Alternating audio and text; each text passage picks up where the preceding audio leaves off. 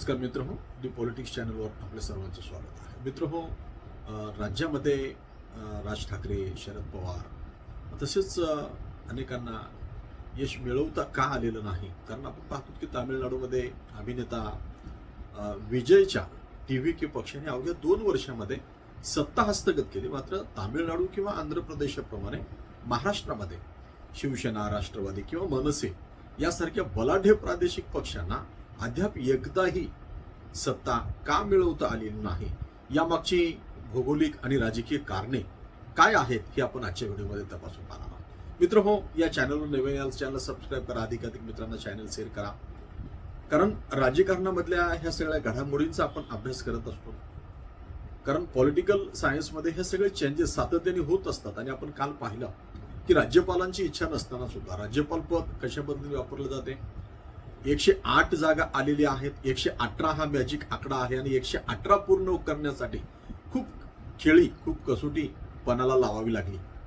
आणि ही सगळी विजयीनी कशी लावली? ही लावत असताना काँग्रेसचे अध्यक्ष खडगे आणि राहुल गांधी यांची भूमिका कशा पद्धतीची राहिली? राहुल गांधी तर शपथविधीला देखील हजर होते.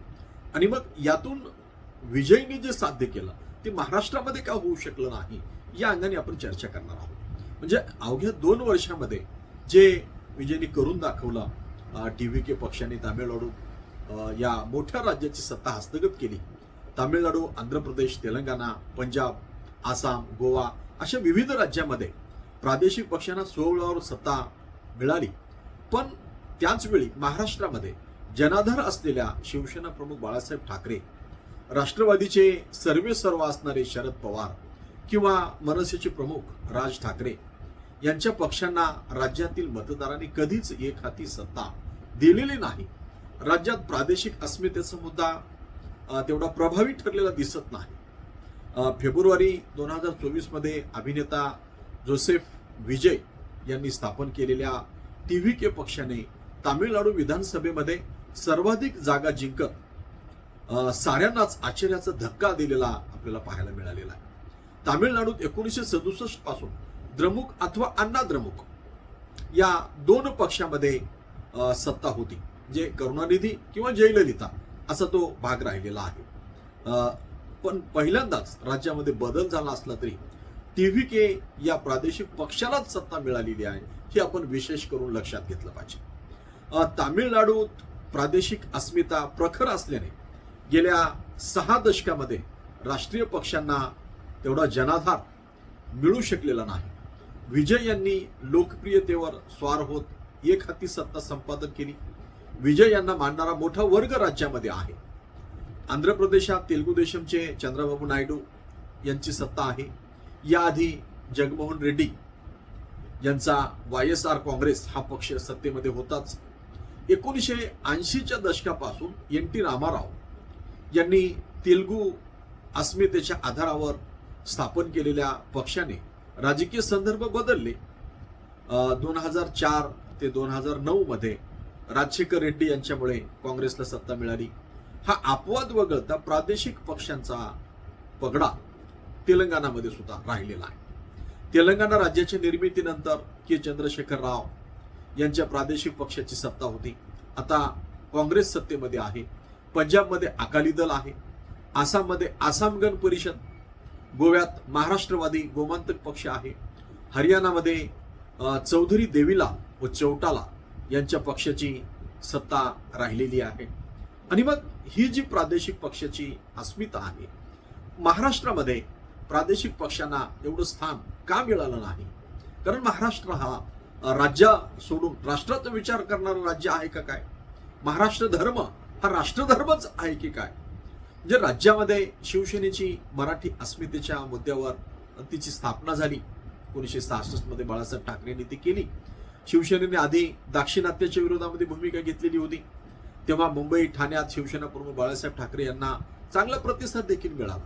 1985 मध्ये शिवसेनेला मुंबई महानगरपालिकेची सत्ता मिळाली. शिवसेनेला राज्याची सत्ता मिळाली. 1995 मध्ये पण ती भाजप बरोबर युतीत शिवसेनेला स्वबळावर राज्यात कधीच यश मिळालं नाही.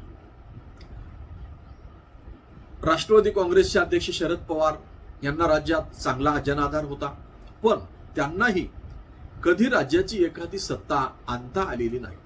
शरद पवारांची 60 आमदार निवडून आणण्याची तेव्हा ताकद होती. 2014 मध्ये स्वबळावर लढताना पवारांच्या राष्ट्रवादी काँग्रेसने 41 आमदार निवडून आणले होते. शिवसेनेतून बाहेर पडल्यावर राज ठाकरे यांनी मनसेची स्थापना केली. मराठीच्या मुद्द्यावर राज ठाकरे यांनी वातावरण चांगलंच तापवलेलं होतं. त्यांच्या सभेला प्रचंड गर्दी व्हायची. पण 2009च्या लोकसभा तसेच विधानसभा निवडणुकीमध्ये राज ठाकरे यांनी हवा तापविली होती, परंतु त्यांच्या पक्षाने 13 आमदार निवडून आणले होते. त्यानंतर हे यश राज ठाकरे यांना टिकवता आलेलं नाही. नाशिकमध्ये एक महानगरपालिका आली होती, तीही त्यांना टिकवता आली नाही. गर्दी आणि यशाचं गणित राज ठाकरे यांना जुळलं नाही. पण तामिळनाडूमध्ये विजय यांच्या सभा, किन्ना रोड शो ला प्रचंड गर्दी होत असे.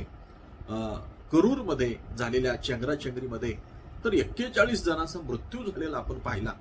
गर्दी जमली तरी ती मतामध्ये रूपांतरित होईल का असा प्रश्न विचारला जात होता.